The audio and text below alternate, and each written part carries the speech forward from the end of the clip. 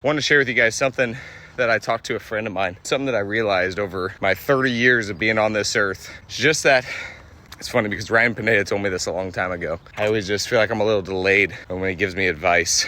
But the advice that he gave me was for all those driven people out there. If you're one of those driven people who's a destination kind of person, and that's definitely me, the person who sacrifices now for the future, what I've found is that the future will come. That's one thing that I will say is like, anytime I've done that, I've gotten what I was going after. But I sacrificed a lot along the way. And the things that I sacrificed wasn't necessarily worth it. So my advice would be, I also read this in the book, Buy Back Your Time by Dan Martell, is live your life now. Like you could create a life to where you don't have to give up the things that are important to you, the things that you actually do want. You can still choose to have it all. It's going to be a little bit more difficult. You have to be more intentional with everything, but it is possible. So my advice would be to set up your life the way that you actually want it right now. It's okay to sacrifice a little bit for the future. Just make sure that what you are sacrificing, you're okay with sacrificing. And a lot of times I think that we forget to question that, to think about it. And the funniest part is I feel like a lot of times it's actually not that difficult to